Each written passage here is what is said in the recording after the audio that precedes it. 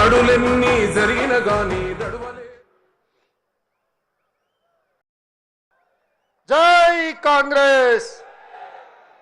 గట్టిగా తొడేలు బయటికి వెళ్ళింది, తొడేలు గుండెలు అదరాలి, సరేనా? జై కాంగ్రెస్. ధన్యవాదాలు మిత్రులారా. ప్రజాపాలన ప్రగతి ప్రణాళికలో భాగంగా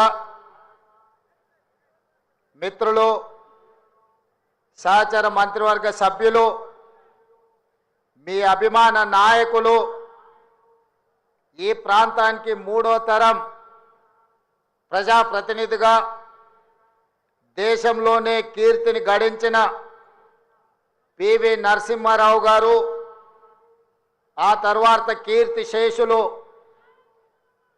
దుద్దిల్ల శ్రీపాదరావు గారు, వారి వారసత్వాన్ని పునికి పుచ్చుకొని ఈ ప్రాంత ప్రజలకు మూడో తరం సేవలు అందిస్తున్న మీ అభిమాన నాయకుడు, నా మిత్రుడు, మంత్రివర్యులు దుద్దిల్ల శ్రీధర్ బాబు గారి అధ్యక్షతన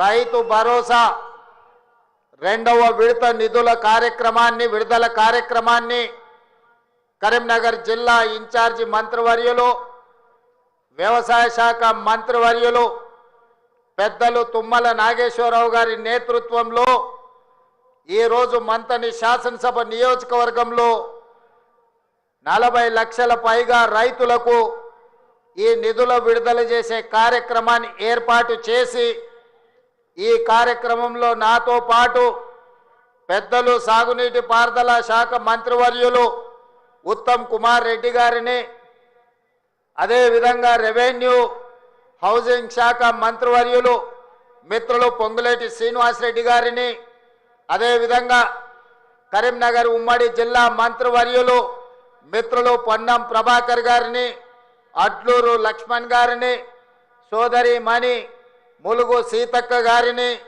అదేవిధంగా మిత్రులు కార్మిక శాఖ మంత్రివర్యులు కాకా వెంకటస్వామి గారి వారసులు వివేక్ వెంకటస్వామి గారిని, అదేవిధంగా పార్లమెంట్ సభ్యులు రాజ్య సభ్యులైన వేం నరేందర్ రెడ్డి గారిని, మహబూబాబాద్ పార్లమెంట్ సభ్యులు మిత్రులు బలరాం నాయక్ గారిని, పెద్దపల్లి పార్లమెంట్ సభ్యులు యువ మిత్రులు గడ్డం వంశీకృష్ణ గారిని, అదేవిధంగా ఎమ్మెల్సీ కాంగ్రెస్ పార్టీ అధ్యక్షులు ఆనాడు అధికారంలో పార్టీని తీసుకొచ్చే సమయంలో కార్యనిర్వాహక అధ్యక్షుడిగా కార్యదీక్షతో పనులు నిర్వహించిన మిత్రులు మహేష్ కుమార్ గౌడ్ గారిని, అదేవిధంగా శాసనసభ విప్పులు ఆది శ్రీనివాస్ గారిని, విజయ్ రమణారావు గారిని, గండ్ర సత్యనారాయణరావు గారిని, రాజ్ ఠాకూర్ గారిని, డాక్టర్ సంజయ్ గారిని,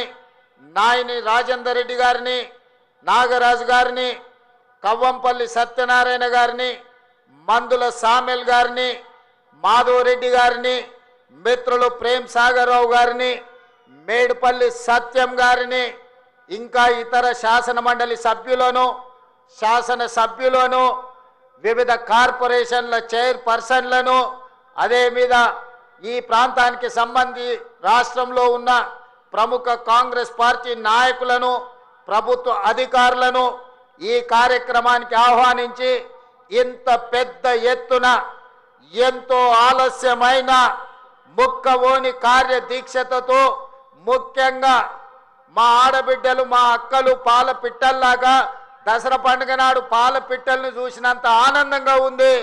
ఈరోజు మా అక్కలందరూ ఆశీర్వదించడానికి ఇంటి దగ్గర ఇంటైన ఆకలి అవుతుందన్నా, అన్నం వండేది ఆలస్యమైన మా తమ్ముడు మంచి మతలాబుతో వచ్చిండు, మేము ఆశీర్వదించాలి అని ఇంతసేపైనా కూర్చున్న మా అక్కలకు మనస్ఫూర్తిగా ధన్యవాదాలు తెలియజేస్తున్నా.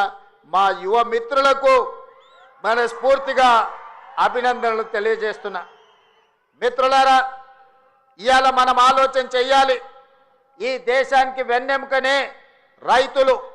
ఆ రైతు వెన్నెముక ఆ రైతు నిటారుగా నిలబడాలి.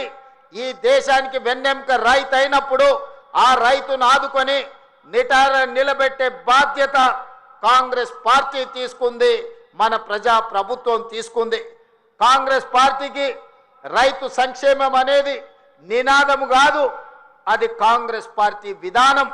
ఆనాడు రైతుల కోసం సాగునీటి ప్రాజెక్టులను బాక్రానంగల్ డ్యామ్ నుంచి మొదలు పెడితే నాగార్జున సాగర్, శ్రీశైలం, ఎస్ఆర్ఎస్పి వరకు పెద్ద పెద్ద నదుల మీద ప్రాజెక్టులను కట్టి రైతులకు సాగునీరు అందించిన చరిత్ర కాంగ్రెస్ పార్టీది.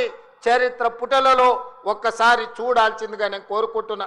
మిత్రులారా, ఆనాడు రైతులు పండించిన పంటకు గిట్టుబాటు ధర లేక దళారుల చేతుల్లో దోపిడీకి గురవుతుంటే రైతు పండించిన పంటకు కనీస మద్దతు ధర ఇవ్వాలి, ఆ రైతులను ఆదుకోవాలి, రైతుల ఆత్మ గౌరవం నిలబెట్టాలని ఈ దేశంలోనే మొదటిసారి రైతులకు గిట్టుబాటు ధర ఇచ్చే చట్టాన్ని తీసుకొచ్చింది ఈనాడు దేశంలో కాంగ్రెస్ పార్టీ. అదేవిధంగా మిత్రులారా, రైతులు పండించిన పంటను కొనడమే కాదు, పండించిన పంటకు 500 రూపాయల బోనస్ ఇచ్చి ఈరోజు దేశంలోనే అత్యధికంగా వరి ఉత్పత్తి చేస్తున్న రాష్ట్రంగా ఈ దేశంలోనే రానిచ్చింది ఏదైనా రాష్ట్రం ఉందంటే తెలంగాణ రాష్ట్రం ఉందని నేను చెప్పదలుచుకున్న. మిత్రులారా, ఆనాడు కరెంటు లేక, కరెంటు ఉన్న రైతుల మీద కేసులు కట్టి కరెంటు బిల్లుల కోసం పేలిపోతున్న ట్రాన్స్ఫార్మర్లు, కాలిపోతున్న మోటార్లు కష్టాలలో ఉంటే డాక్టర్ వైఎస్ రాజశేఖర రెడ్డి చేవెళ్ల నుంచి ఇచ్చాపురం వరకు పాదయాత్ర చేసి ఈ రైతాంగ కష్టాన్ని కన్నీళ్లను తూర్చడానికి దేశంలోనే మొదటిసారి ఉచిత కరెంట్ అనే గొప్ప పథకాన్ని తీసుకొస్తే ఈ రోజు భారతదేశంలో ఉన్న 100 కోట్ల రైతులకు వివిధ రాష్ట్రాలలో ఉచిత కరెంట్ వస్తుందంటే ఆనాడు చేవెళ్లలో కాంగ్రెస్ పార్టీ తీసుకున్న నిర్ణయం వల్ల ఈ రోజు 100 కోట్ల రైతులకు ఉచిత కరెంట్ అందుతుంది. ఆ పథకాన్ని తీసుకొచ్చింది కాంగ్రెస్ పార్టీ కాదా? ఒక్కసారి ఆలోచన చేయండి.